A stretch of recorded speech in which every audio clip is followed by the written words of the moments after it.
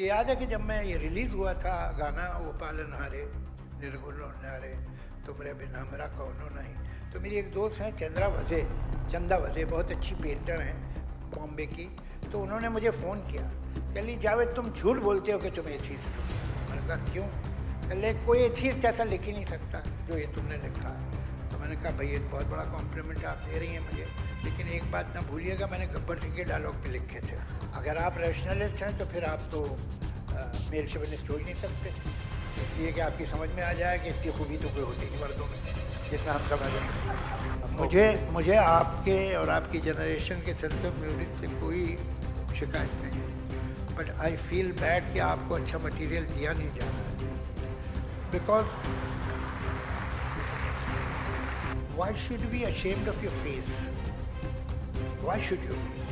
वो मैंने माना कि बहुत रिवीलिंग कपड़े चाहे वो मर्द पहने चाहे औरतें पहने, दे डोंट लुक डिग्निफाइड। अगर एक बार शर्ट पहने, एक टी शर्ट पहने, स्लीवलेस टी शर्ट पहने ऑफिस में आए या कॉलेज में आए तो अच्छी बात नहीं है, उसे डिसेंटली ड्रेस होना चाहिए। And a woman should also be decently dress, but what makes her cover her face?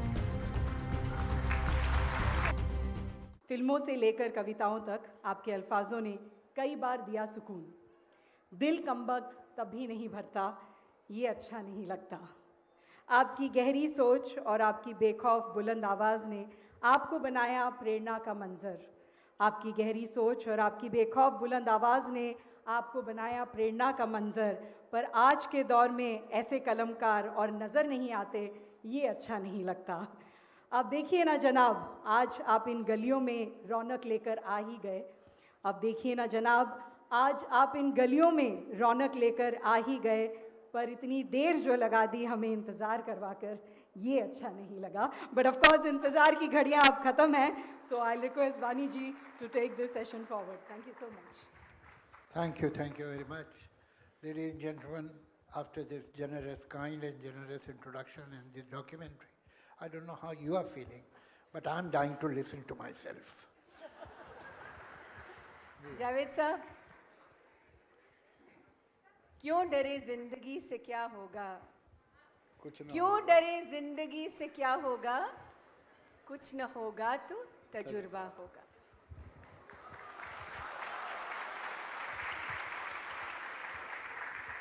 Javed Akhtar साहब का रचना संसार इन दो लफ्ज़ों में समाहित भी है और इन दो शब्दों में बहता भी है तजुर्बा। उन्होंने वैसे मुझे बिल्कुल एम्बार्गो लगा दिया है कि मैं उनके सिनेमा के बारे में चर्चा नहीं करूंगी, लेकिन यहाँ भुवनेश्वर में जो इतनी बड़ी संख्या में हमारे यंगस्टर्स बैठे हैं, वो क्या सुनना चाहते हैं? शायरी। जावेद साहब, जब हम होमर को याद करते हैं तो हम इलियड और ओडिसी को याद करते हैं। जब हम जावेद अख्तर साहब को याद करते हैं तो हम उनके रचना संसार जो एक ओडिसी के बराबर है उसे याद करते हैं। तो थोड़ी सी एक झांकी, एक झलकी हमें आपके रचना संसार की। ठीक है, आमतौर से जहाँ बात ख़त्म होती है वहाँ से शुरू कर रहे हैं, कोई बात नहीं। एक कविता है,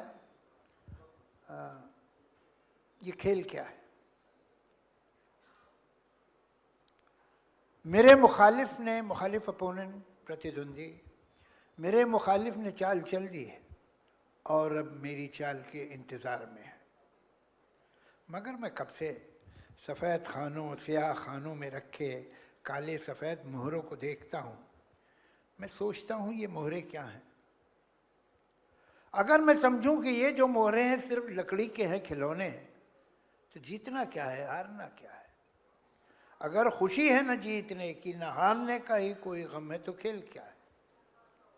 मैं सोचता हूँ जो खेलना है तो अपने दिल में यकीन कर लूँ, ये मोहरे सचमुच के बादशाह हो वज़ीर सचमुच के हैं प्यादे, और इनके आगे है दुश्मनों की वो फौज रखती है जो कि मुझको तबाह करने के सारे मंसूबे सब इरादे। मगर मैं ऐसा जो मान भी लूँ तो सोचता हूँ ये खेल कब है। ये जंग है जिसको जीतना है, ये जंग है जिसमें सब है जायज़। कोई ये कहता है जैसे मुझसे, ये जंग भी है ये खेल भी है। ये जंग है पर खिलाड़ियों की, ये खेल है जंग की तरह का। मैं सोचता हूँ जो खेल है इसमें इस तरह का उसूल क्यों है कि कोई प्यादा रहे कि जाए, मगर जो है बादशाह उस पर कभी कोई आंच भी ना आए। वाह। वजीर ही को है बस इजाजत कि जिस, एक सेकंड भाई थोड़ा सा इधर हट जाएंगे आप, हाँ आप जरा सा इधर जाइए, हमारे खास गेस्ट वहाँ हैं। Thank you. वजीर ही को है बस इजाजत कि जिस तरफ भी वो चाहे जाए। मैं सोचता हूँ जो खेल है इसमें इस तरह का उसूल क्यों है, प्यादा जो अपने घर से निकले पलट के वापस ना जाने पाए। मैं सोचता हूँ अगर यही है उसूल तो फिर उसूल क्या है, अगर यही है ये खेल तो फिर ये खेल क्या है। मैं इन सवालों से जाने कब से उलझ रहा हूँ। मेरे मुखालिफ ने चाल चल दी है और अब मेरी चाल के इंतज़ार में है। मुकर्रर जावेद साहब, और मैंने उल्टे से इसलिए शुरू किया क्योंकि ज़माना बहुत उल्टा है। आज जब हम युवाओं की बात करते हैं और सिनेमा की बात करते हैं तो हम शब्दों की कम बात करते हैं, शब्दों को दिखने वाले खेल की ज़्यादा बात करते हैं। तो ये जो ज़माना बदला है, आपने कई दशक भारतीय सिनेमा के वैश्विक स्तर पे प्रभावित किए, लेकिन when you look at today, और अब जो इस वक्त जो मौजू है, मौका है और जो मंजर है, ये बदले हुए खेल को लेकर आपको क्या लगता है?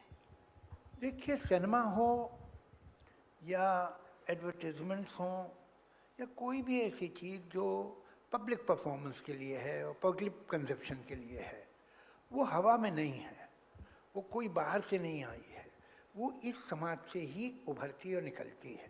किसी ने बहुत अच्छी बात कही है कि मुझे किसी समाज के एडवर्टीजमेंट दिखा दो, मैं उस समाज के बारे में सब कुछ बता दूंगा।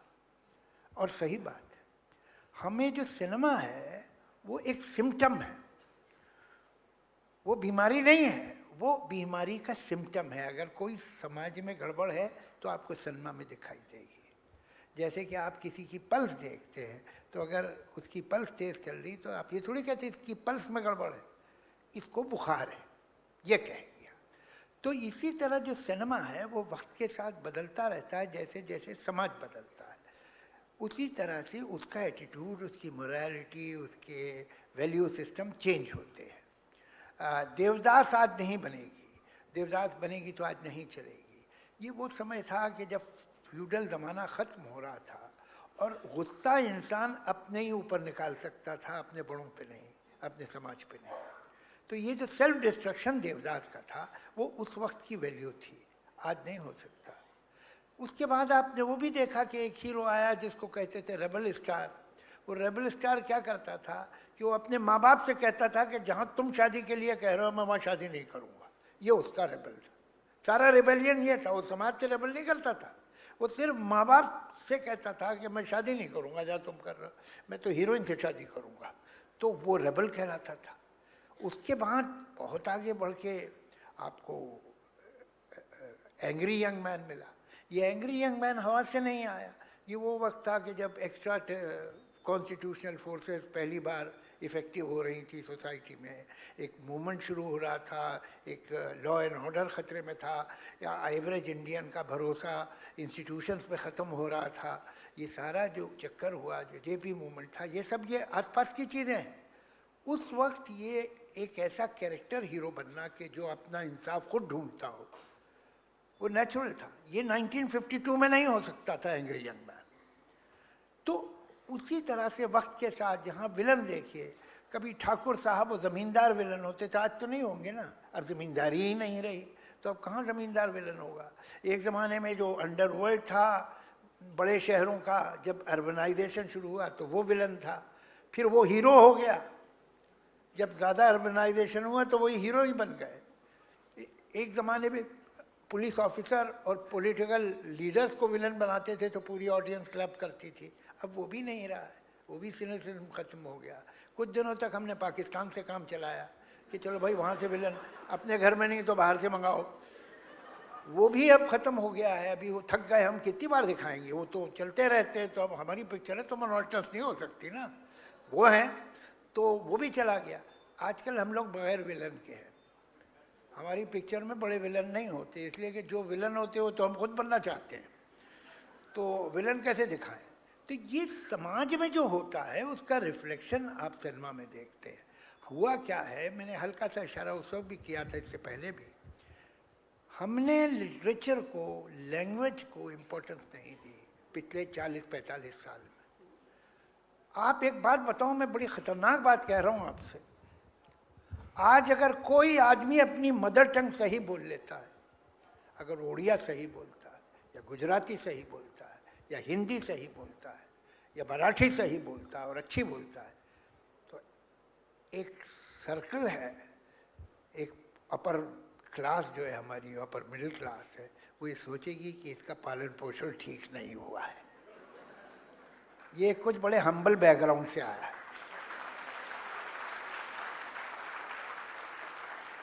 जहाँ हमें अपनी जड़ों पे इतनी शर्मिंदगी हो कि हम अपनी ज़बान अगर सही बोलते हैं तो इसका मतलब है कि हम में कोई इन्फीरियॉरिटी है, वहाँ आप क्या सिनेमा में एक्सपेक्ट करती हैं, क्या होगा? जो आपको लिटरेरी पावर्टी दिख रही है ज़बान की, लिटरेचर की, कैरेक्टराइजेशन की, कहानियों की, वो कहाँ से आई है? वो इसी ज़मीन से आई है जहाँ इन चीज़ों की परवाह नहीं की गई।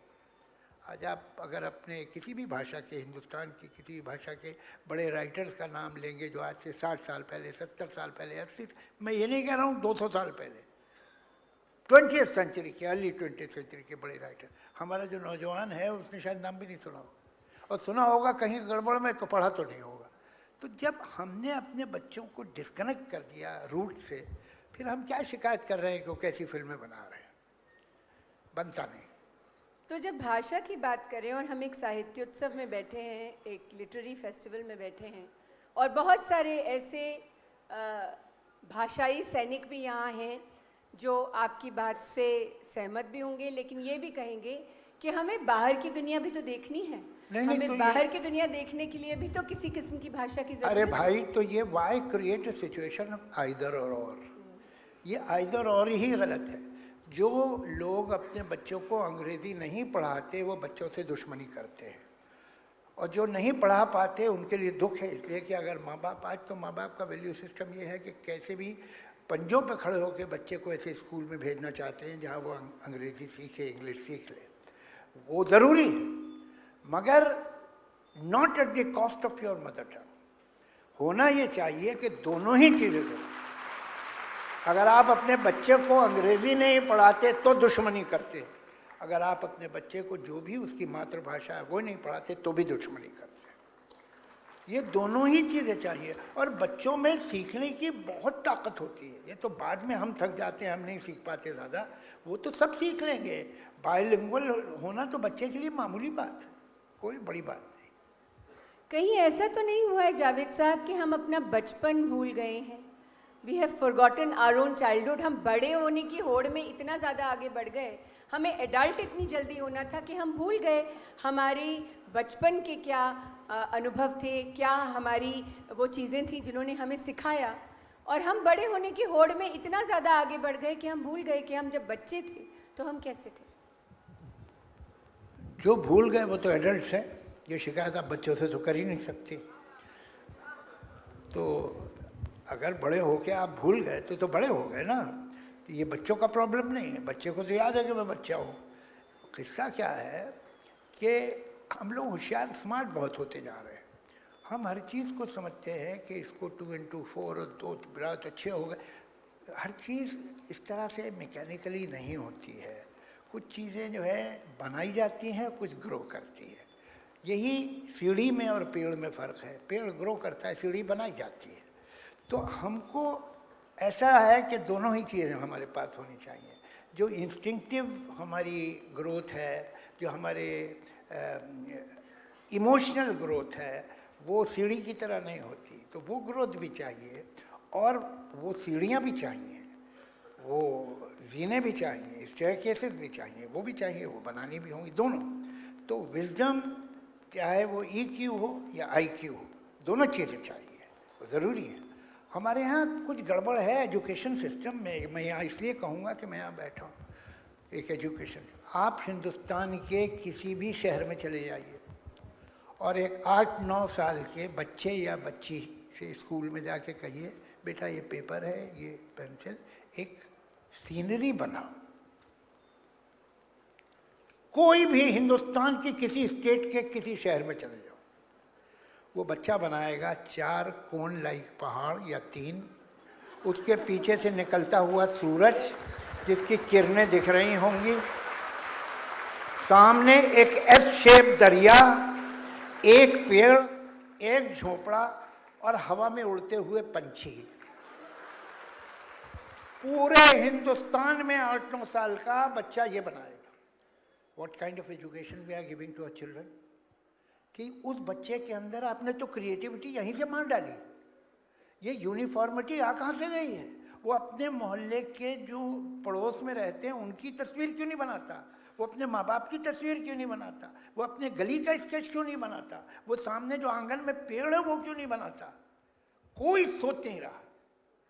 आपने क्या किया इस बच्चे के साथ? ये बच्चा जिस दिन आया था स्कूल, उस दिन ये एस शेप दरिया लेके नहीं आया था अपने साथ, ये आपने दिया उसे। तो इसके मतलब ये है कि at a very very young age आपने उसकी क्रिएटिविटी, उसकी ओरिजिनल थिंकिंग को क्रश कर दिया।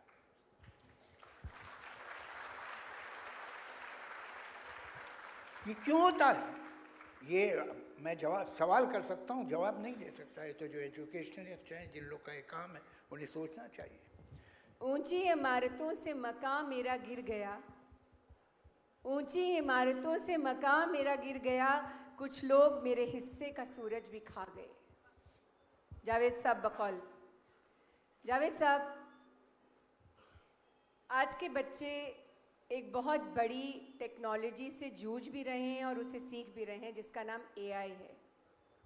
और आर्टिफिशियल इंटेलिजेंस हमारे आसपास की दुनिया को इतनी तेज़ी से बदल रहा है, इससे तो हमारा साहित्य भी बदलेगा, समाज भी बदलेगा और सिनेमा भी बदलेगा।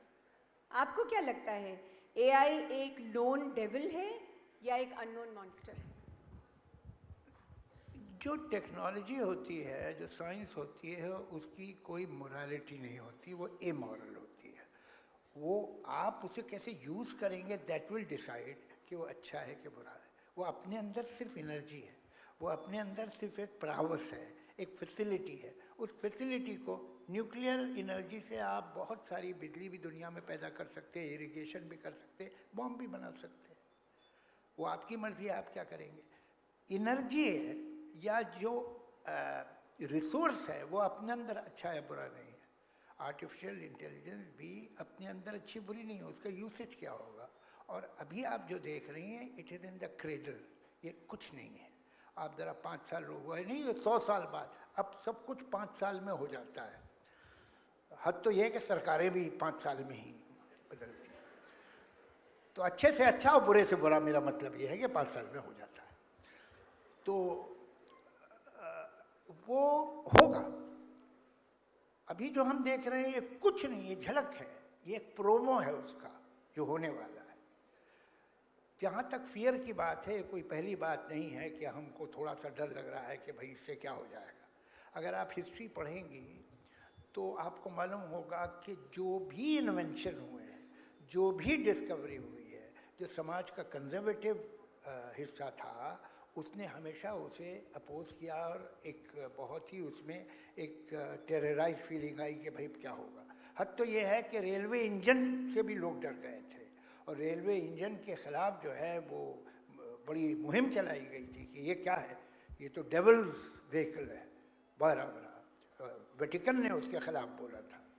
तो जितनी डिस्कवरीज हैं, जैसे रूट सेल, जब अमेरिका में राइट विंग पावर आती है तो रूट सेल की डिस्कवरी बंद कर देते हैं, फिर डेमोक्रेट आ जाते हैं, फिर शुरू करवा देते हैं, तो ये चलता रहता है। तो ये जो हमें फियर है वो अपनी जगह सही है। ये एक अनप्रेसिडेंटेड पावर आपने हासिल कर रहे हैं और there is all the possibility that in 10 years, 15 years, 50 years, 100 years, this power may go out of your hand. इसलिए कि पहली बार आप एक ऐसी चीज़ बना रहे हैं जो ऑन इट्स ओन सोच सकते ही और सोच रही है। अभी मामूली है, अभी कुछ नहीं। At the best, at the moment AI can be your secretary, your manager, your accountant. ये अभी आपके ऑफिस का है, आपके जो छोटे मोटे काम है वो कर देगा। AI is dependent on data. Creative field में वो अभी इतना बड़ा तीर नहीं मार सकता है, इसलिए कि क्रिएटिविटी का प्रोसेस जो है वो अलग है, वो बड़ा अलग प्रोसेस है। आप याद दें, आप कहें तो मैं उसके बारे में कुछ बोलूं कि क्रिएटिविटी कॉन्शियस माइंड से, पूरे कॉन्शियस माइंड से नहीं होती है। उसमें 2-3 चीज़ें चाहिए जो ऑस्टेंसिबली कॉन्ट्रडिक्टरी हैं। मैं एक मोटी सी मिसाल देता हूँ आपको, जो क्रिएटिविटी क्या है। एक आदमी हैमलेट प्ले कर रहा है स्टेज पे। आपने उससे कहा, देखो तुम प्रिंस ऑफ डेनमार्क हो, राजा हो तुम, लेकिन तुम्हारे अंदर एक वीकनेस है, तुम फैसला नहीं कर पाते हो। You can't decide to be or not to be. ये है तुम्हारा प्रॉब्लम।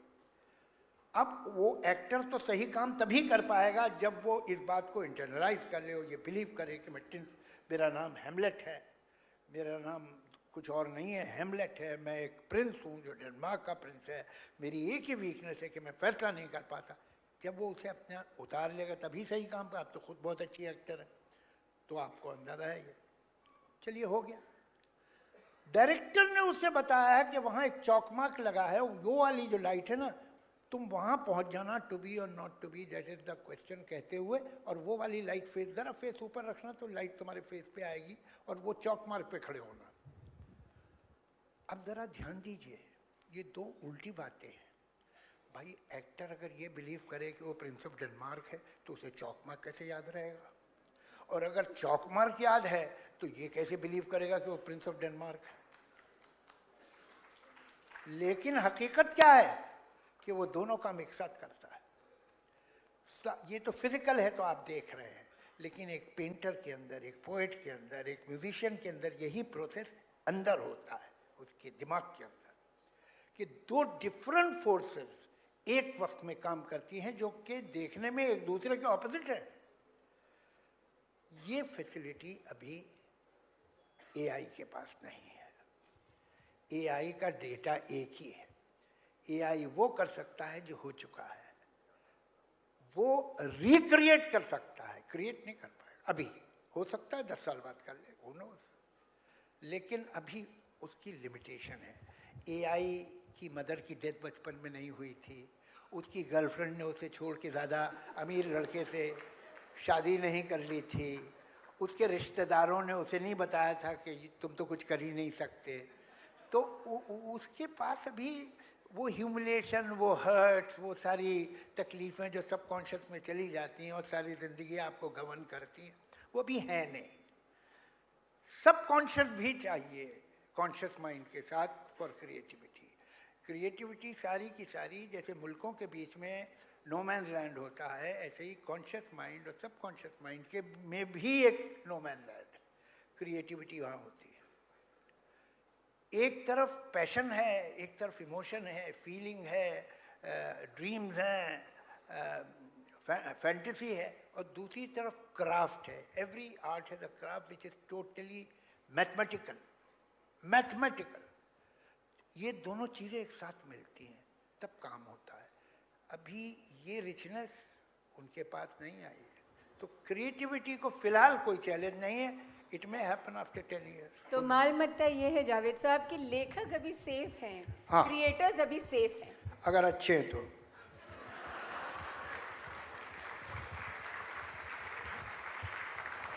जावेद साहब, मैंने बात तजुर्बों से शुरू की, तो एक कमाल का तजुर्बा है कि आपकी इन कई दशकों की लेखनी में जब भी हम महिला पात्र देखते हैं, when we look at the women, they really look very special.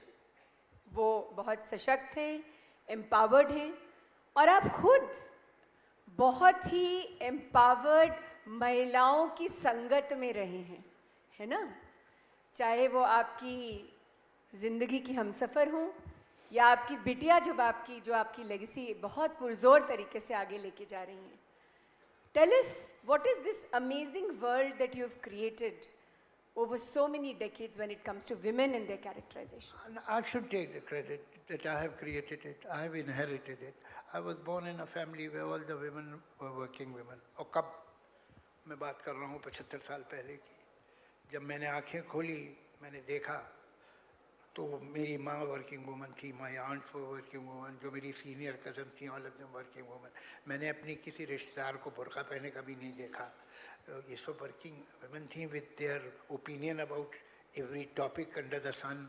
And वो अगर बैठती थी महफिल में तो वो एकदम शर्मा के कोने में नहीं बैठी होती थी. They would express their opinion, disagree with anybody और आर्ग्यू विद एवरीबडी. तो मैंने तो I have been brought up by strong women, independent educated women. तो ये कोई मेरे लिए ऐसी बात नहीं है जो मैंने एक डिस्कवरी की या मैंने समाज को चैलेंज किया. मैं तो वहीं पैदा हुआ था, यही मेरी वैल्यू सिस्टम है. और मतलब मैं ये सोचता हूँ चाहे वो मर्द हो कि औरत हो, अगर वो आदमी खुद ही अपनी इज्जत नहीं करता तो मैं क्या इज्जत करूँ उसकी. तो सेल्फ रिस्पेक्ट तो इंसान में होनी ही चाहिए. तो यही वजह है कि I have even now the women who are in my life, whether my wife or my daughter, they are very strong women. But also you are a rationalist. Was this kind of experience that turned into the kind of rationalist you are? अगर आप rationalist हैं तो फिर आप तो mail शेविनिस्ट हो ही नहीं सकते. इसलिए कि आपकी समझ में आ जाए कि इतनी खूबी तो कोई होती नहीं मर्दों में जितना हम समझ रहे हैं. जावेद साहब, लेकिन क्रिएटिव लोग काफ़ी इरेशनल भी होते हैं. हाँ, वो भी ज़रूरी है, वो भी ज़रूरी है. वही मैंने आपसे कहा ना कि ये आपका ये बिलीव करना. और क्रिएटिव आप नॉर्मली मत समझिए. क्रिएटिव का मतलब हम लोग क्या समझते हैं दोस्तों कि अगर पेंटर है तो क्रिएटिव है, पोएट है तो क्रिएटिव है, शॉर्ट स्टोरीज लिखता है तो क्रिएटिव है, म्यूजिशियन है और सिंगर है तो क्रिएटिव है. नहीं, क्रिएटिव जो है वो बहुत बड़ी टर्म है. Thomas Edison was a creative man. Henry Ford was a creative man. एक आदमी जो है सोचे कि मैं ऐसा करता हूँ कि जो ऑटोमोबाइल बनते हैं ना, इन्हें कन्वेयर बेल्ट पर डाल दो, ये ऐसे जाते रहेंगे, नई नई चीज़ें मशीनें लोग लगाते रहेंगे. इस क्रिएटिविटी. एक आदमी बैठा हुआ है जो कहता मैं ग्रामोफोन बनाऊंगा, and he made gramophone. This was creativity. इसके लिए थोड़ा सा पागलपन चाहिए. एक आदमी रह रहा है घर में, एक छोटा सा शहर है जिसमें रहता है, न्यू जर्सी के पास. वो ये सोचे कि ये पड़ोस की जो ज़मीन खाली है वो मुझे ख़रीद लेनी चाहिए, इसलिए कि इधर से हाईवे निकलने वाला है, ये ज़मीन बहुत महंगी हो जाएगी. ये एक प्रैक्टिकल बात हुई. वो आदमी ये नहीं सोच रहा. वो सोच रहा है मैं किसी तरह साउंड को कैप्चर करना चाहता हूँ. ये एक पागलपन की थॉट है. वो बन गया ग्रामोफोन तो बच गया वो, वरना ये the very thought of trying to capture sound is based on some kind of strange mind. कोई नॉर्मल आदमी ऐसी बात क्यों सोचेगा भाई? वो ज़मीन खरीदेगा पड़ोस की. तो ये जो थोड़ा सा दीवानापन है वही आपको क्रिएटिव बनाता है. और क्रिएटिविटी आप ब्रॉडर सेंस में देखिए. कोई भी आप काम कर रहे हैं, कोई भी काम कर रहे हैं, आप एक बैंक में काम कर रहे हैं, वहाँ भी अगर आप क्रिएटिव आदमी हैं तो एक नया प्रोसेस निकाल लेंगे अकाउंटिंग का. वो जो नहीं है वो किया, वो क्रिएटिव है. वो म्यूज़िक जो 10 बार बज चुकी है वैसे आपने म्यूज़िक की, वो क्रिएटिविटी नहीं है. वो पोइट्री जो 100 बार लिखी जा चुकी है आपने वो लिख दी तो कोई क्रिएटिविटी नहीं है. वो क्रिएटिविटी, ये सब इमुलेटिव वर्क है. क्रिएटिविटी वो है कि आपने वो किया जो नहीं होता था. वही तो आपने किया जावेद साहब. आपने वो लिखा ही नहीं जो 100 बार लिखा जा चुका था. अरे तो मैं इतनी देर से ये थोड़ी बता रहा हूँ कि मैं क्रिएटिव नहीं हूँ. ये तो टॉपिक ही नहीं है. जावेद साहब ने वहाँ स्टेज पे खड़े होकर कहा था I will be court martial. आपको समझ में आ रहा है कि कोर्ट मार्शल वो किसको कर रहे हैं यहाँ बैठकर? नहीं जावेद साहब ji. Let us also talk about the poetry in popular motion that describes you. और पोएट्री इन पॉपुलर मोशन का मतलब ये है जब जब आपने लिरिक्स लिखे वो सिर्फ बहुत सुरीले गाने नहीं थे, वो उन पात्रों से निकले हुए शब्द थे जो उनके अपने जीवन का एक अंग थे. चाहे वो सारे आइकॉनिक गाने जो आपने लिखे और जो पॉपुलर हुए वो हों, या वो एक बहुत ही सुंदर गीत जो जब भी कभी कोई फेस्टिवल होता है उस समय बजता हुआ ज़रूर सुनाई देता है, ओ पालनहारे निर्गुण ओ प्यारे, तुमरे बिन हमरा कोई नहीं। जी। तो ये जो पोएट्री इन मोशन है जावेद साहब, ये इसकी इस रचना संसार के बारे में हमें कुछ बताइए। देखिए, दो तरह के काम मैं करता हूँ। एक तो मेरी अपनी जो लिटरेरी पोइट्री है वो मैं तब लिखता हूँ जब मेरा दिल चाहता है, और दिल तब चाहता है कि जब लगता है कि ये जो ख्याल आया है, ये जो विचार है, ये जो थॉट है, ये कहीं नहीं गई है, और कहीं गई है तो कम से कम इस तरह से नहीं कही गई जैसे मैं कहना चाहता हूँ, तो मैं लिखता हूँ, वरना मैं नहीं लिखता। दूसरा ये जो है, ये कमीशन वर्क है, इसके पैसे मिलते हैं। तो अब देखिए ना भैया, ग्वाला बेईमानी करेगा तो दूध में ही पानी मिलाएगा ना, कोई दूसरा धंधा थोड़ी शुरू करेगा। तो ये जो कमर्शियल वर्क है ये कमीशनड होता है कि भाई ये फिल्म है, इसमें ये सिचुएशन है, ये ट्यून है। आपको पता होगा कि ये गाने सिर्फ सिचुएशन के नहीं लिए ट्यून पे लिखे जाते हैं, ज़्यादातर गाने ट्यून पे होते हैं। कभी कभी ऐसा होता है जो हम पहले लिख दें और म्यूजिक डायरेक्टर ट्यून बनाए, लेकिन 95% गाने वो होते हैं जो ट्यून पे लिखे गए। तो ये भी ट्यून पे ही था, वो पालनहार है। तो वो फिर आपको वो कैरेक्टर क्या है, उस कैरेक्टर का सोशल स्टेटस क्या है, उसका कल्चरल बैकग्राउंड क्या है, उसका इंटेलेक्चुअल लेवल क्या है, वो सब ध्यान में रखे, और सिचुएशन क्या है कि जिसमें वो क्या कहना चाह रहा है, किन शब्दों में ये कैरेक्टर बोलेगा, ये सब सोच के लिखना होता है। जिस गाने का आपने जिक्र किया, मैंने 1000 से ऊपर गाने लिखे होंगे, गिने नहीं कभी मैंने, लेकिन अगर आप मुझसे कहें 3-4 गाने जिनसे मुझे बहुत सेटिस्फैक्शन है, तो उनमें से ये गाना भी है। It was a big challenge for me. In my personal life I am a rationalist, I am a total atheist, I have know believe in any super natural power और एनी सुपर नेचुरल फिनोमेना जो कि physics से बाहर है। मैं कोई believe, no सच believe. अब आप जब एक भजन या भजन जैसी चीज़ लिख रहे हैं तो आप का माइंडसेट और होना चाहिए। तो आपको, हम लोग इतने होशियार हो गए हैं, जैसे मैंने पहले भी कहा, हम पे इतनी डस्ट जमा हो गई है, चालाकी, होशियारी, मैनिपुलेशन, यूँ कर देंगे ये हो जाएगा, कि आपको कुछ ऐसे गीत होते हैं जिनके लिए अपने अंदर मासूमियत, भोलापन, सरेंडर ढूंढना पड़ता है, वरना we are all winners, we constantly pretend that we are winners. आपने देखा है कि आजकल फिल्मों में सैड सॉन्ग ही नहीं होते। पहले हर फिल्म में कम से कम 2 सैड सॉन्ग होते थे, अब नहीं होते। ऐसा लगता है सबके अच्छे दिन आ चुके हैं, तो कोई दुखी नहीं है, तो अब सैड सॉन्ग कहाँ से होंगे। तो ये because we have lost the courage to surrender, we are too scared to surrender. ये बहादुरी नहीं है, ये फियर टू सरेंडर है। तो आप अगर ये लिखना है जो लिखा गया, लिखना था, उसके लिए होशियारी, चालाकी, प्रावस नहीं चाहिए। उसके अपने अंदर एक मासूमियत, भोलापन, श्रद्धा, सादगी ढूंढनी पड़ती है, जो कि मुश्किल काम है आजकल। तो वो मैंने लिखा और मुझे बहुत खुशी है कि बहुत अप्रिशिएट किया गया इतने बरसों के बाद भी। तकरीबन 20 साल हो गए होंगे, आप जिक्र कर रही हैं, अक्सर लोग करते हैं। मुझे याद है कि जब मैं ये रिलीज़ हुआ था गाना, वो पालनहारे निर्गुण न्यारे, तुमरे बिन हमरा कौनो नहीं, तो मेरी एक दोस्त हैं चंदा वज़े, बहुत अच्छी पेंटर हैं बॉम्बे की। तो उन्होंने मुझे फ़ोन किया, कह ली जावेद तुम झूठ बोलते हो कि तुम एथीस्ट हो। तो मैंने कहा क्यों? कह ले कोई एथीस्ट ऐसा लिख ही नहीं सकता जो ये तुमने लिखा है। तो मैंने कहा भाई ये तो बहुत बड़ा कॉम्प्लीमेंट आप दे रही हैं मुझे, लेकिन एक बात ना भूलिएगा, मैंने गब्बर सिंह के डायलॉग भी लिखे थे, तो उससे मुझे डकैत ना समझ लीजिएगा आप। तो बहरहाल I am very very thankful to people.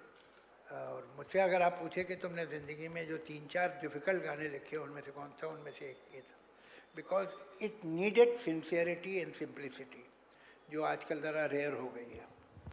Javed साहब, एक सवाल मुझे और आपसे पूछना पड़ेगा, नाराज नाराज मत होइएगा। नहीं ये सब झूठ है, we are just good friends. पहले ही बोल दो। पूछ लो। क्योंकि मैं आते आते मुझे 5 दोस्तों ने बाहर कहा ये तो पूछना पड़ेगा। पूछिए। कितने आदमी थे? 50वां साल है शोले का जी। और 50 सालों में एक पूरी ऐसी जेनरेशन बैठी है जिसने ये फिल्म चमकते हुए 75 mm के पर्दे पर नहीं देखी। अब देख लेंगे। बिल्कुल।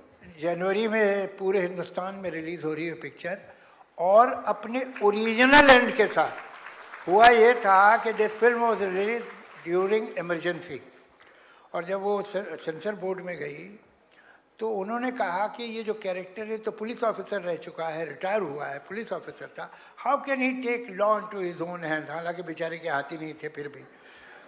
तो आप ठाकुर जो है वो गब्बर को मार नहीं सकता जान से, इसलिए कि वो एक लॉ अबाइडिंग सिटीजन है। तो सीन दोबारा शूट किया गया, पुलिस आई, पुलिस पकड़ के ले गई गब्बर को, लेकिन वो सीन जो ओरिजिनली शूट हुआ था उसमें ठाकुर हैड किल्ड गब्बर। तो अब जो रिलीज होगी वो ओरिजिनल एंड के साथ होगी। और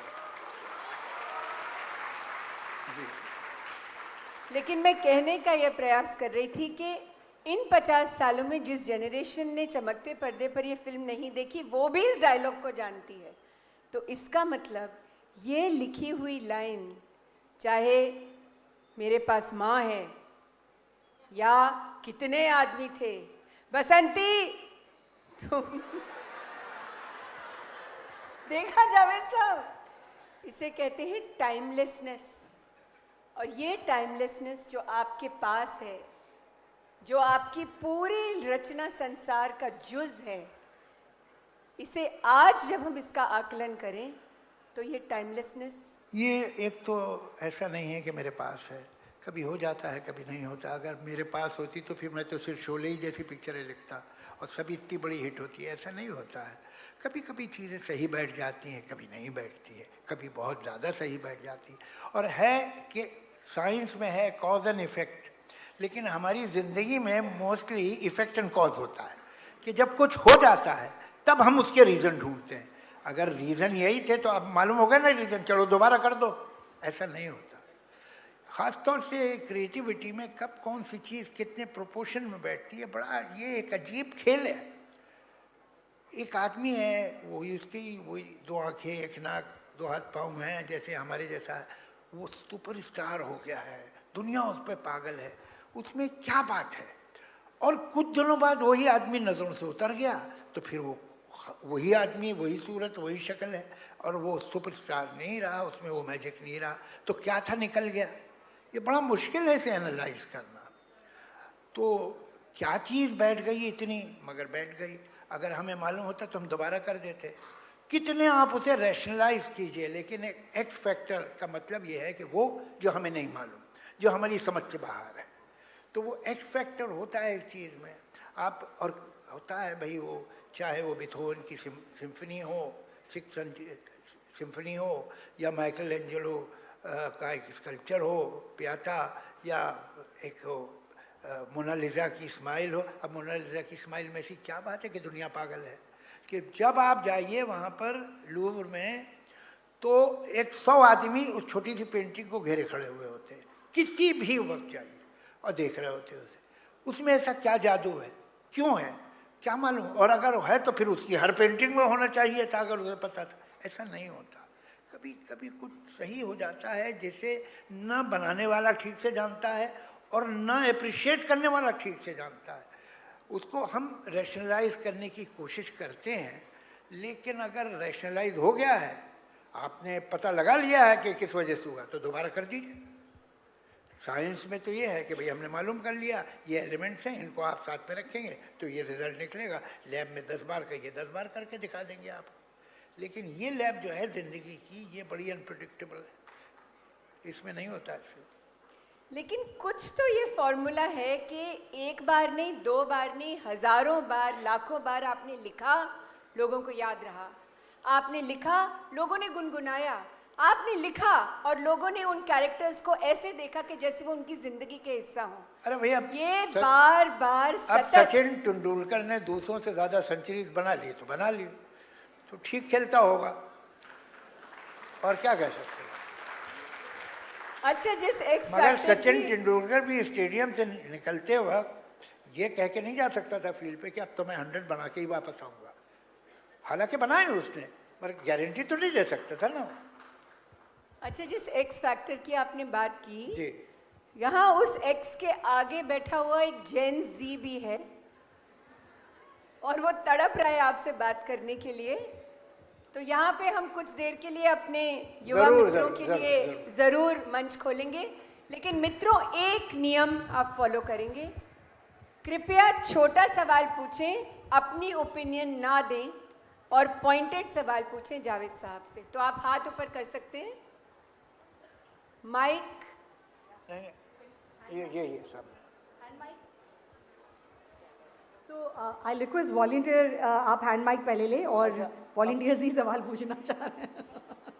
ये देख रहा हो? लेकिन अभी तक आप माइक भी नहीं, पूछे और कितनी जो बार- दूसरे हमारे माइक है कि माइक किसके पास है? वॉलंटियर्स आपके हाथ में? हाँ जी, जी। आप खड़े हैं। हाँ जी, अरे यहाँ एक साहब खड़े हुए थे, कहाँ गए? वो उसके पास माइक है, उसके पास माँ है। चलो ठीक, बोलिए। जी सर नमस्कार। सर मेरा क्वेश्चन था कि सर 90s से म्यूज़िक इंडस्ट्री जो आज तक का चेंज हुआ है उसके बारे में आपका क्या ओपिनियन है? जो आपका टाइम का म्यूज़िक था और आज का जो हमारा टाइम का म्यूज़िक जो चेंजेस है, आपका मुझे आपके और आपकी जनरेशन के सेंस ऑफ म्यूज़िक से कोई शिकायत नहीं है, बट आई फील बैड कि आपको अच्छा मटेरियल दिया नहीं जा रहा है। Because for reason unknown, unlike me, मेरी राय आपके बारे में बहुत अच्छी है, लेकिन फिल्म इंडस्ट्री का जो कमर्शियल डिपार्टमेंट है, जो मार्केटिंग डिपार्टमेंट है, उसकी ओपिनियन जेन जी के बारे में पता नहीं क्यों ऐसी है जैसे कि है। वो समझते हैं कि अच्छे गाने अगर होंगे, ठहरे हुए खूबसूरत गाने होंगे तो आप लोग को पसंद नहीं आएंगे। मैं तो आपके बारे में ऐसा नहीं सोचता हूँ। मुझे तो लगता है कि अच्छा गाना आएगा तो आपको ज़रूर पसंद आएगा। बस एक ही सवाल यहाँ से। जी I would like to thank for the opportunity. Where are you? Here I am. Yeah, Here I okay, am. okay, okay. Sir, you said you were raised among women who never wore burqas, right? So according to you, they were all strong women. But how covering yourself up make you less of a strong woman? I would like to know your views in this. no, say again the last thing. How? How covering yourself up makes you less of a strong woman? नहीं नहीं, strong की बात पर बैठ जाइए, मैं समझ रहा हूँ from where you are coming, मैं जवाब देता हूँ आपको। Why should you be ashamed of your face? Why should you be? वो मैंने माना कि बहुत रिवीलिंग कपड़े चाहे वो मर्द पहने चाहे औरतें पहने, दे डोंट लुक डिग्निफाइड। अगर एक मर्द शर्ट पहने, एक टी शर्ट पहने, स्लीवलेस टी शर्ट पहने, ऑफिस में आए या कॉलेज में आए तो अच्छी बात नहीं है, उसे डिसेंटली ड्रेस्ड होना चाहिए। And a woman should also be decently dressed, but what makes her cover her face? What is so vulgar, obscene, undignified about her face that is covered? क्यों? ये वजह क्या है? और ये पीयर प्रेशर है। अगर गिवन अ चॉइस, उसे ब्रेन वॉश किया गया है। अगर वो ये कहती है कि मैं अपनी मर्जी से कर रही हूँ तो she is brain wash, because she knows that some peers in her life will appreciate this stand. अगर आप उसे छोड़ देंगे तो कोई भी आदमी अपना फेस क्यों कवर करेगा भाई? उसे अपने फेस से नफरत है क्या? Is she ashamed of a face? What? Why?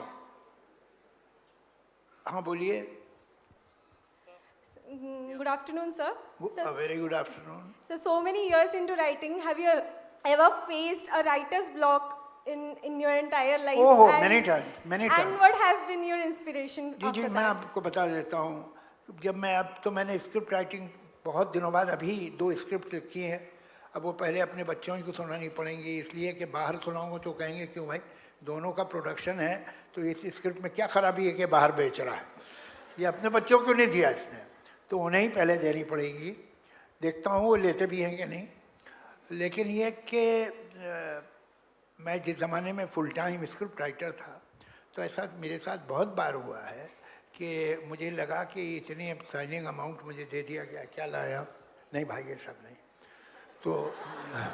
तो लेकिन ये कि इन्हें मालूम नहीं कि मैं लिख ही नहीं सकता हूँ।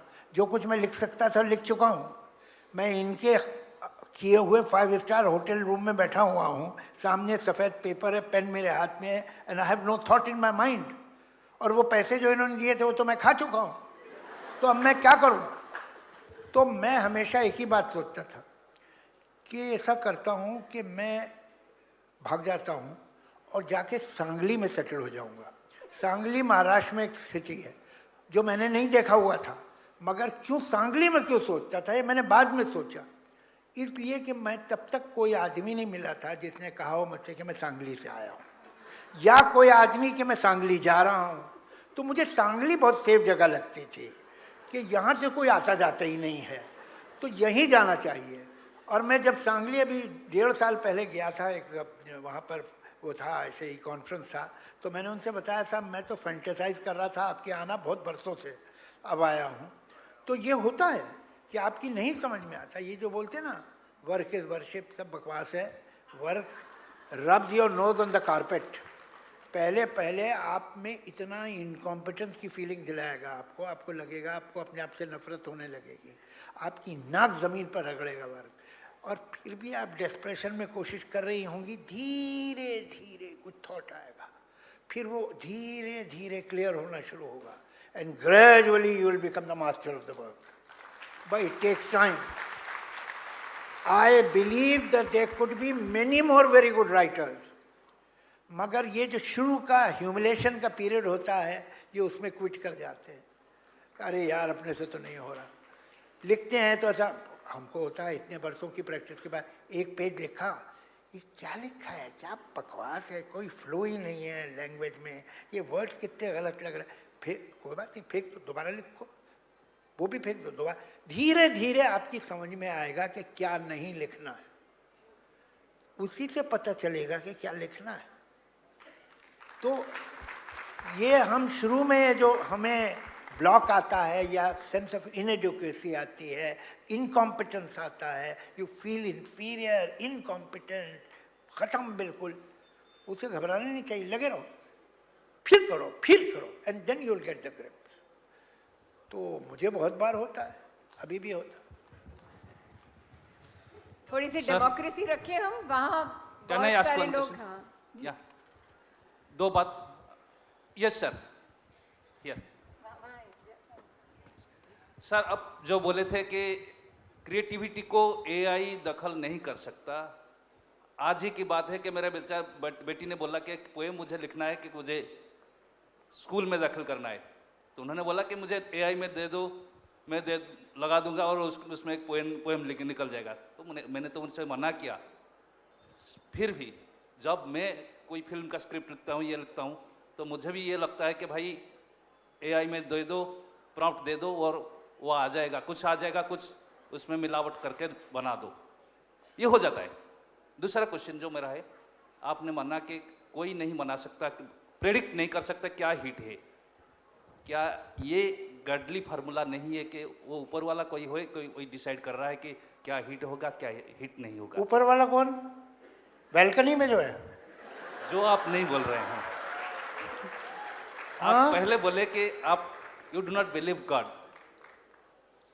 But at the same time you are also saying this same thing that I can not predict if it is going to be hit or not. जी, ये दोनों में एक अच्छी बात थी, 2 बातें कही, दोनों क्वेश्चन नहीं थी, स्टेटमेंट थे, लेकिन चलो उसे मैं I try to make it a question. पहली बात तो यह है, देखिए, जो आपकी बच्ची ने कहा कि मैं वो पोएम लिख के उसमें से करा लूँगी, उसने ठीक कहा, स्कूल के लिए वो ठीक है अभी, लेकिन उससे आगे प्रॉब्लम होगा। मैं आपको एक छोटी सी मिसाल देता हूँ। शंकर महादेवन के साथ मैंने कुछ नहीं तो 200 गाने किए होंगे। फर्ज कर लिए 200 गाने नहीं किए होते, 199 किए होते, और एक गाना है ब्रेथलेस, आप लोगों ने सुना है वो गाना? हाँ, वो नहीं किया होता।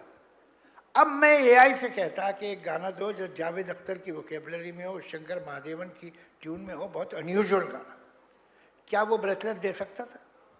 The answer is no, because data में ऐसी कोई चीज नहीं थी। अल्टीमेटली वो निकालेगा डेटा से ही, डेटा में जो नहीं है वो नहीं कर सकते, वो उसी में से मिला के जोड़ जाड़ के करेंगे। लेकिन कुछ चीज़ें होती हैं जो एक लीप लेती हैं, वो लीप जो है वो अभी ह्यूमन माइंड, मैं नहीं कह रहा कि वो कभी नहीं कर सकेगा, it will be very naive of me to say that, ये तो अभी क्रेडल में है एआई, अब क्या करने वाला है हम सोच भी नहीं सकते, लेकिन अभी नहीं। क्रिएटिविटी में अभी they have a long way to go, there is much to be desired और not desired whatever. Hello hello. दूसरा आपका सवाल क्या था कि कोई चीज़ फूल प्रूफ हो जाती है हिट होने के लिए, या ये ऊपर वाला करवा रहा है? हाँ, या gut driven, but you can be right, you can be wrong. Whatever I have done in my life, it was gut driven. Everything was not successful. ऐसा नहीं है, आपका कहना सही है कि चांसेस बढ़ते हैं उससे, अगर आपने ऑनेस्टली फील करके कुछ कहा है तो उसका इम्पैक्ट होना चाहिए, मगर कभी कभी नहीं भी होता। रिसेंटली मैंने एक दो फिल्में देखी जो इतनी अच्छी पिक्चरें थी और वो नहीं चली, मतलब I felt very proud of the film maker. एक पिक्चर थी super boys of Malegaon, what a film it was, but it did not do well on the box office for unknown reason. क्या अच्छी पिक्चर थी। तो ये to believe that every good film will be a hit is like believing that every good person will be a successful person.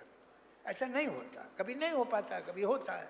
कभी talented लोग किसी छोटे शहर में अपनी फैमिली की रिस्पॉन्सिबिलिटी की वजह से, दूसरी मजबूरियों की वजह से कभी जा ही नहीं पाते मार्केट तक, तो आप ये कहें कि वो टैलेंटेड नहीं था, गलत, वो बहुत टैलेंटेड था, वो बदनसीब नहीं बदले, अब थी सर्कमस्टेंसेस नहीं कर पाया वो। और कभी कोई लेसर टैलेंट का आदमी, उसको सही अपॉर्चुनिटी मिल जाती है और वो मेहनती है, फोकस्ड है, वो निकल जाता है। तो लाइफ में प्रिंसिपल्स नहीं है ऐसे कि ये होगा और ये नहीं होगा, यही तो उसकी अनप्रेडिक्टेबिलिटी है जो आपको ऊपर वाले का ख्याल करवाती है। जी भैया, ये तो इनका इनके साथ बहुत अनफेयर है। हाँ हाँ, आप चलो, आप कर लीजिए पहले, फिर उधर दे दीजिएगा। हाँ बोलिए बोलिए। Sir, you had written a beautiful poem for Zoya. I would request you to render a few lines, please. Few lines, yeah. Either I'll recite that poem. Yes, please, sir. Thank you. Thank you. I will do it. I'll do it. धन्यवाद। Sir, आपने अपने शब्दों में कहा कि जैसे नए ज़माने की सिनेमा है, वहाँ पर अब सैड सॉन्ग नहीं है। अगर हम कहें कि याद न जाए बीते दिलों की, उसके बाद हम आते हैं, कुमार सानू गाते हैं आशिकी में, फिर लुट गए हम तेरी मोहब्बत में। लेकिन अब का ज़माना ऐसा है कि जब कहते हैं कि ब्रेकअप कर लिया, मैंने ब्रेकअप कर लिया, तो ऐसा तो नहीं है कि विरह नहीं है, लेकिन क्या ये सिर्फ सेंस ऑफ नॉट सरेंडरिंग है, या इससे आगे भी है कि अब वो हिम्मत नहीं है कि जो सोसाइटी है उसको दिखाएं? क्यों ये सब नहीं है? आप ये कुछ थोड़ा सा रॉन्ग वैल्यू सिस्टम है। ये कहीं हम समझते हैं कि अगर हमें दुख हुआ, हमने आज, मर्द को दर्द नहीं होता। बिल्कुल होता है दर्द, ऐसे मैंने चिल्लाते देखे हैं, टांग वांग टूट जाती है तो रो रहे होते हैं, ऐसा कुछ नहीं है।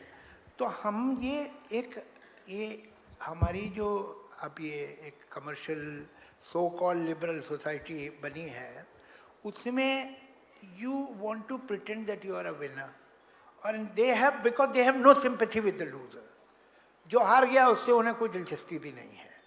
तो जो प्रीमियम सौरव पे था एक ज़माने में, there was some kind of a romance about defeat, there was some kind of backlit sorrows होते थे, पीछे से रोशनी है, आपका हेलो दिख रहा है खूबसूरत सा, आप उदास हैं, तो उदासी का जो रोमांस था वो चला गया है। तो और हर आदमी जो है वो एक ब्रवाडो में है, फॉल्स ब्रवाडो में है, जो ज़रूरत नहीं है, इतनी मेहनत करने की ज़रूरत नहीं है। तो ये हो गया है कि हम अपने दुख ओन नहीं करते। दुखी तो हैं, ऐसा तो नहीं है, मगर ये कि we are so embarrassed about our sorrow, about our deprivation, about our hurt, that we don't talk about it, and that distorts us. वो फिर कहाँ निकलता है? वो फिर नफरत और गुस्से में निकलता है, क्योंकि जहाँ का आंसू था वहाँ अपने बहाया नहीं, तो वो कहीं आंसू बहुत देर तक जब आदमी के अंदर रहता है ना, तो इट टर्न्स इनटू फायर, और वो फायर हेट्रेड में है, regional hatred, communal hatred, linguistic hatred, state hatred में बाहर आती है, जो कि आपको देखने को मिलती है। अगर आप अपने गम पे रो लिए होते तो बेहतर इंसान होते।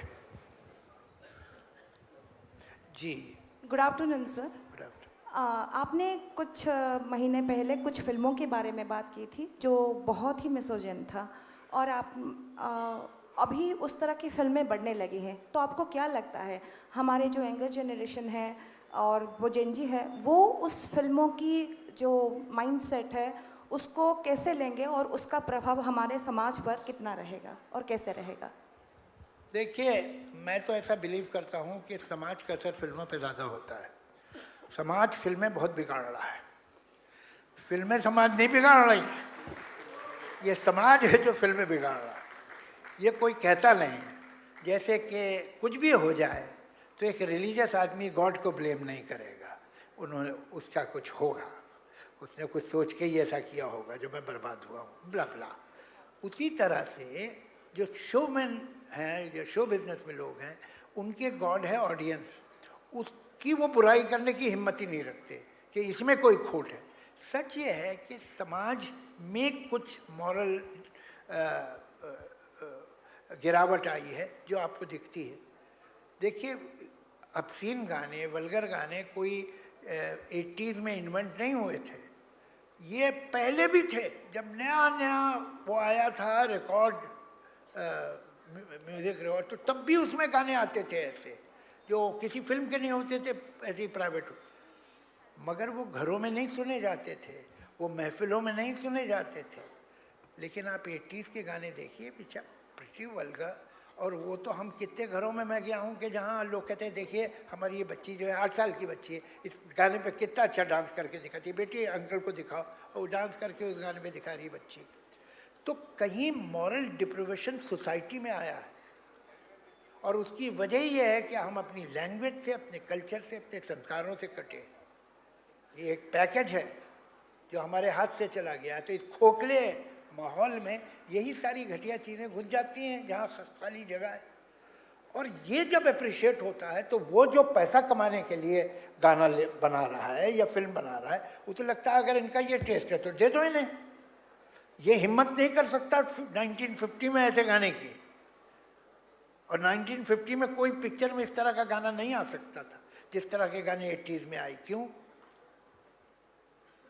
उस वक्त जो है, देखिए कितनी डीप सोशियो इकोनॉमिक रीजंस होते चीज़ों के, हम नोटिस नहीं करते। 50s में 60s में मिडिल क्लास कौन था? मिडिल क्लास थे नेसेसरी पढ़े लिखे लोग। मिडिल क्लास होने के लिए आप लॉयर हों, डॉक्टर हों, इंजीनियर हों, आप प्रोफेसर हों यूनिवर्सिटी में, स्कूल में पढ़ाते हों, तो तब आप मिडिल क्लास हैं। या गवर्नमेंट में ब्यूरोक्रेसी में हों, कुछ हों, तो मिडिल क्लास वो नेसेसरीली एजुकेटेड। जब हमारे यहाँ इंडस्ट्रियलाइजेशन आया, तो इंडस्ट्रियलाइजेशन में क्या होता है कि बड़ी इंडस्ट्री सब कुछ खुद नहीं करती, वो एंसिलरीज बनाती है 2500। ये टेक्नीशियंस होते हैं।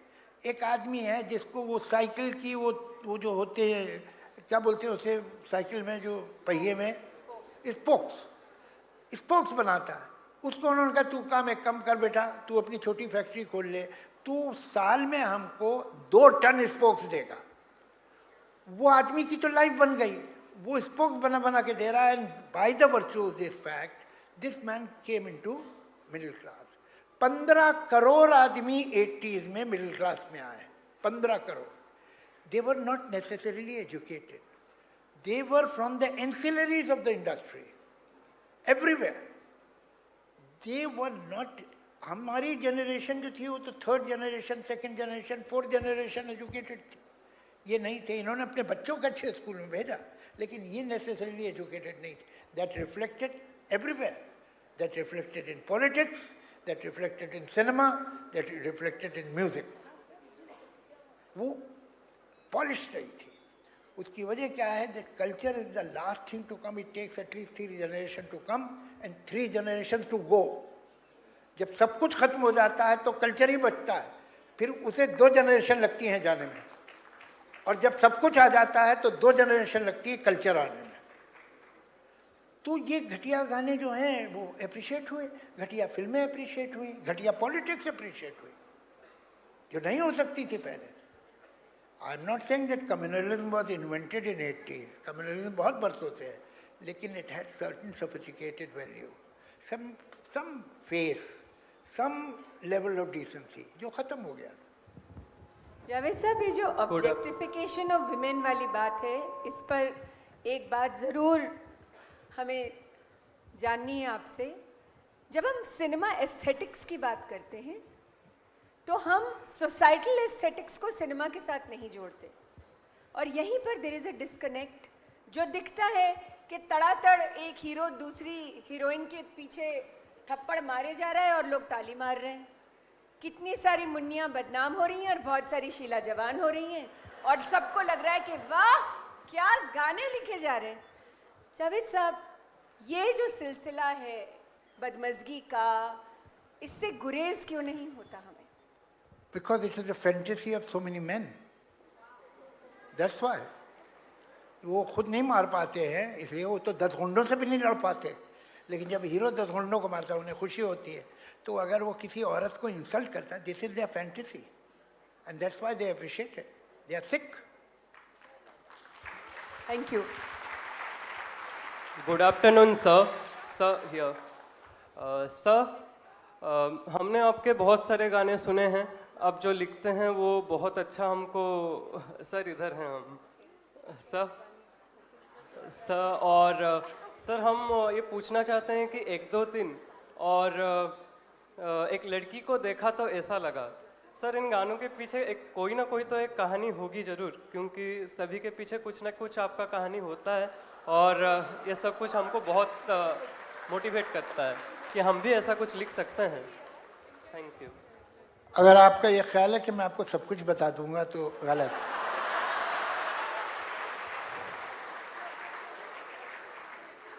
ऑन अ सीरियस नोट, मैं आपको बहुत डिसअपॉइंट करने वाला हूँ।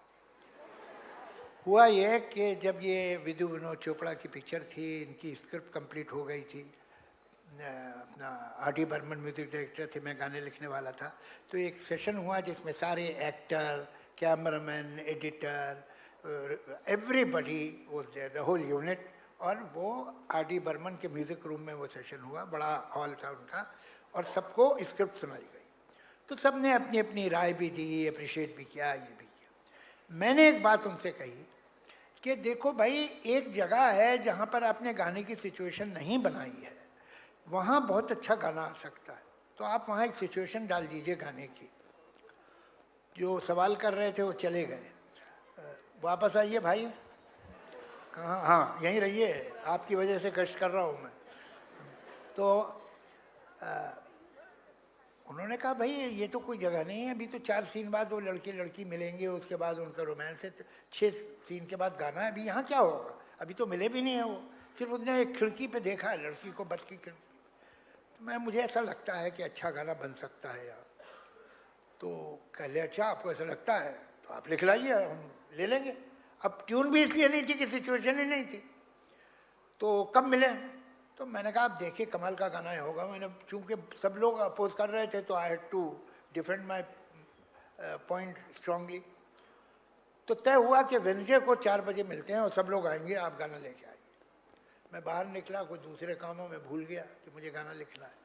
वेडनेसडे को मुझे फ़ोन आया कि 2 बजे के साथ 4 बजे आ जाइएगा, सब आ रहे हैं। अब ये फ़ोन ने मुझे याद दिलाया कि मैंने दावा किया था कि ऐसा गाना आ सकता है।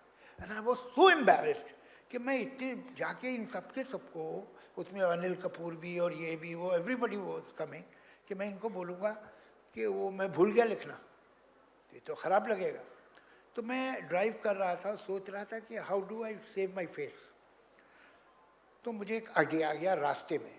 तो जब मैं एंटर हुआ, उनके सब बैठे थे लुकिंग एट मी कि अब ये पता नहीं क्या लेके आएंगे, हैट में से कौन सा कबूतर निकालने वाले। तो मैंने कहा देखिए भाई, मैंने 4 दिन बहुत काम किया और सोचा, और मैं इस नतीजे पर पहुंचा हूं कि एक बिल्कुल नई तरह का गाना हो सकता है जिसकी पहली लाइन होगी, एक लड़की को देखा तो ऐसा लगा। ये मैंने रास्ते में सोचा था। और इसके बाद सिर्फ सिमिलीज होंगी। अब आप लोग को ये आइडिया ठीक लगता हो तो मैं गाना लिखूँ। तो बॉल उधर चली गई, तो उन्होंने कहा हाँ ठीक लग रहा है, तो एक अंतरा भी लिख दो। यही वो आरडी को मालूम था मैं कितनी तेज़ी से लिखता हूँ।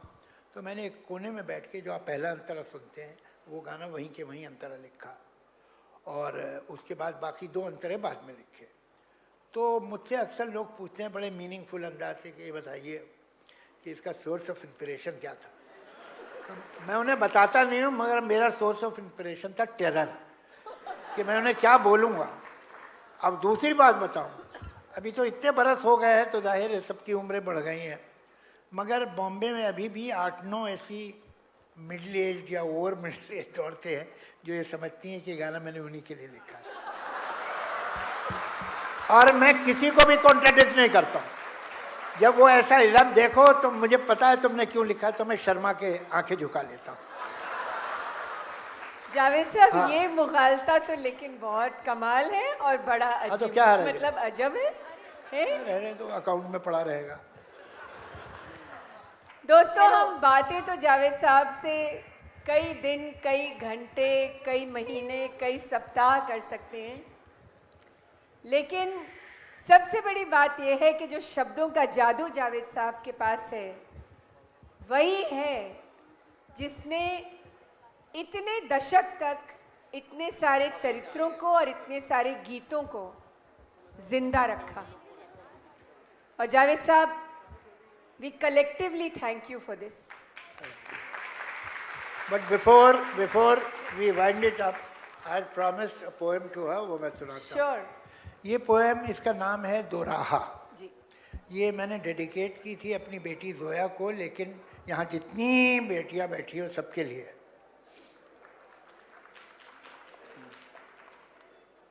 ये जीवन एक राह नहीं एक दोराहा है, पहला रास्ता बहुत सहल है, इस रास्ते में कहीं कोई भी मोड़ नहीं है, ये रास्ता इस दुनिया से बेजोड़ नहीं है।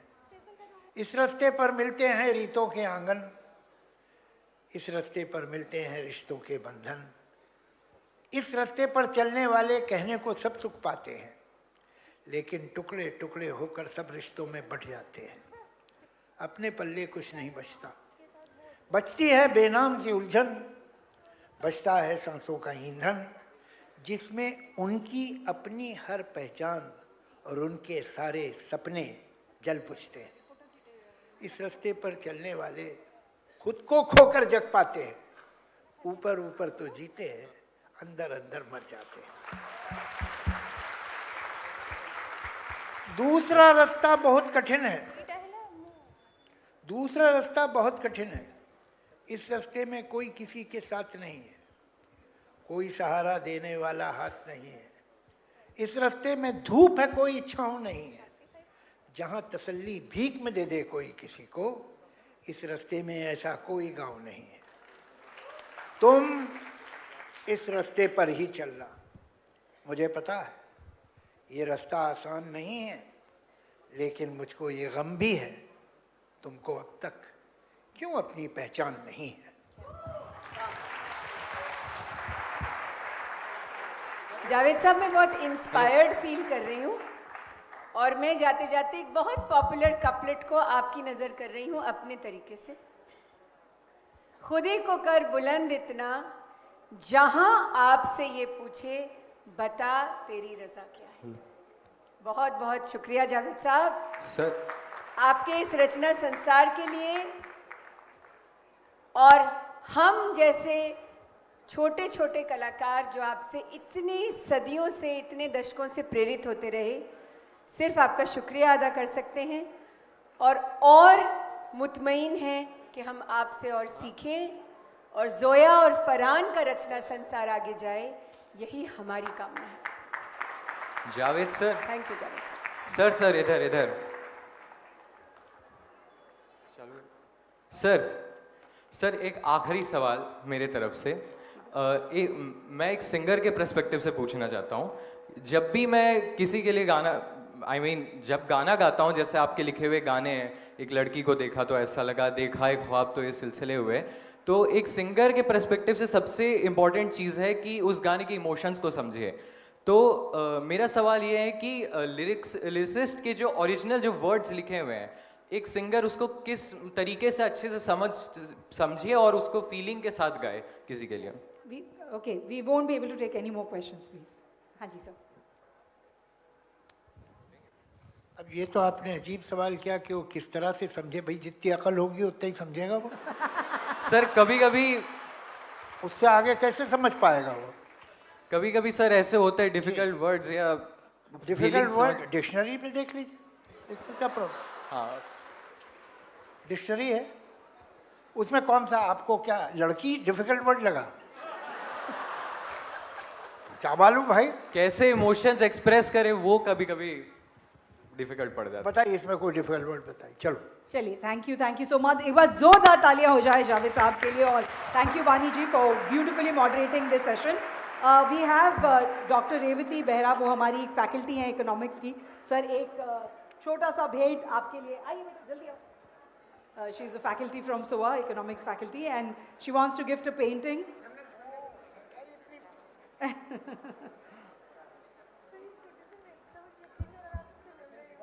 देखो निकालो, निकाल के निकाल के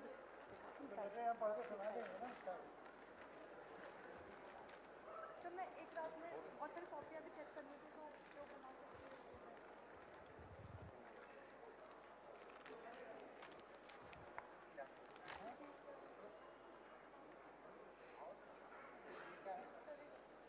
प्रेम पत्र आपके लिए।